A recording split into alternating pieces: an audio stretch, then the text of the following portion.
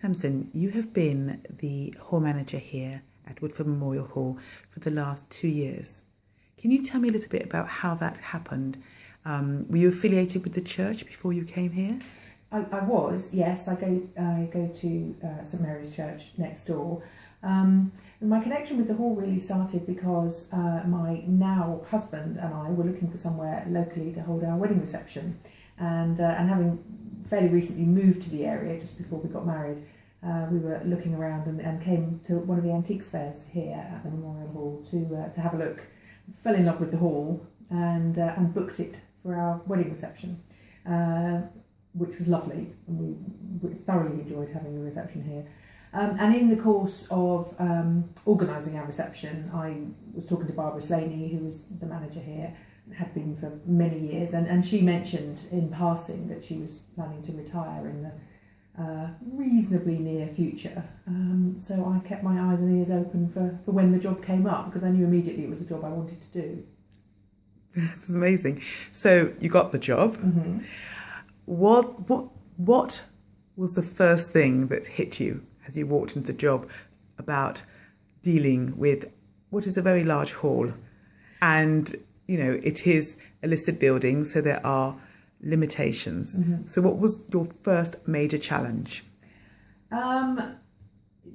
Literally, I think the first major challenge was that within a week or two of being here, some branches fell off one of the trees in the back garden, which was obviously dangerous because the playgroup children play in the garden. So one of the first things I had to do was, which I had never had to do in my life before, was find a tree surgeon and get the trees fixed, which was quite different from the sitting at a desk in an office job that I had sort of anticipated it was going to be. And I've found over the course of my time here that it's really the sort of the maintenance issues, the building issues, the getting to understand about gas heaters and floor cleaning solutions and this kind of thing, which has been my biggest learning curve. I've always worked in administrative roles, and I think give me a desk and a computer and a few filing drawers, I can kind of work out how to do things, but it was the more practical side that I found the biggest challenge. So how did you cope with it? You had no experience in that particular area. Are you somebody who's very lateral thinking? Do you just get on with it? Or was it just like, I'm in the deep end and I've got to deal with it? Fortunately, I have good staff.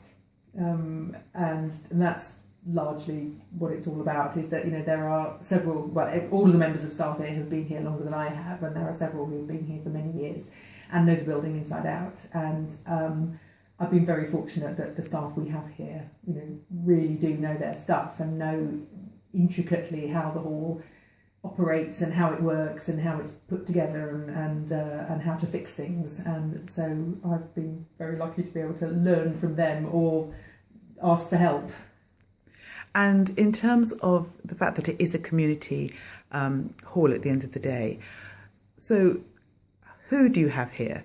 I mean, it's a big hall, so who are the people from the community who use this hall?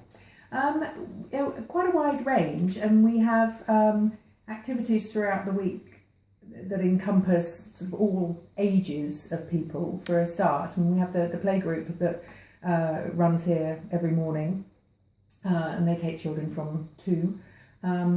We have dance classes and theatre classes for young children as well, and right up through to adults.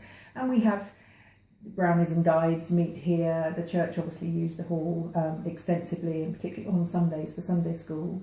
And then we have various other groups and activities. We have dance classes, ballroom and Latin dance classes 4 nights a week. We have karate, taekwondo, yoga, dog training, all sorts of different groups that use the hall, some of whom have been coming here for decades.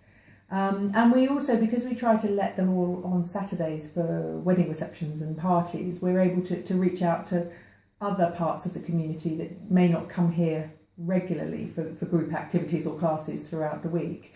We have various wedding receptions and that sort of thing, and we've had different types and styles and denominations and cultures coming here to hold their wedding receptions and parties. Such as?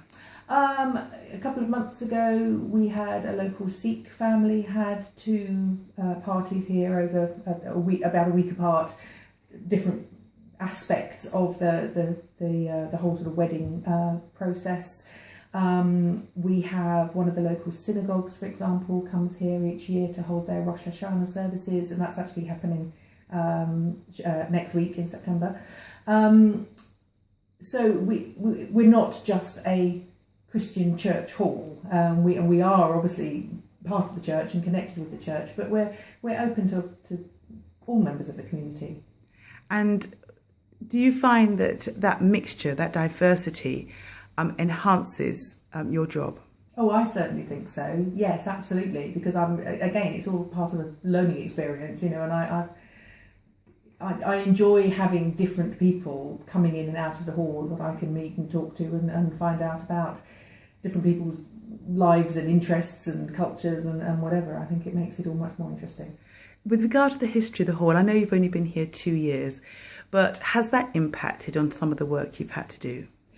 It has, yes. I mean, there are obviously limitations with things that we can do in the hall, partly because of literally the historical fabric of the building, which we want to look after and preserve and maintain. So it is a Grade 2 listed building? Yes. Yes. And as a result of that, you can only do certain repairs and certain building works? Yes, exactly. Any building work or repairs have to be done sort of sympathetically and according to the rules and regulations of its listed building status.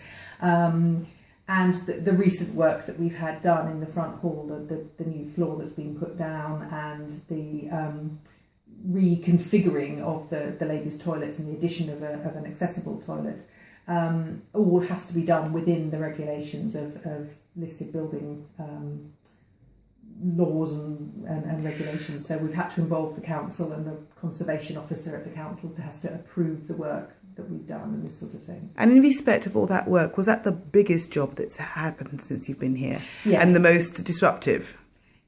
Certainly in terms of, sort of hours that have been put in and disruption to the hall, yes. So what happened to the dance group when that was going on?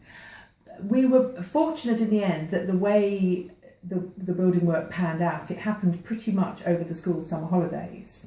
So the dance classes that usually happen in the front hall, they were keen to continue all through the summer, but because some of our other groups were taking a summer break, we were able to move the ballroom dancing school into the rear hall for the duration of the building works in the front hall. And we shifted a few other classes and groups around as well. But it was quite fortunate that it did happen in the summer holidays when there was a bit of a natural break and some of the groups and classes that happen here weren't meeting anyway. Was there a handover from Barbara to you when you came in? Yes, thank goodness. Yes, I spent best part of a month, I think, coming here, just a couple of hours every morning.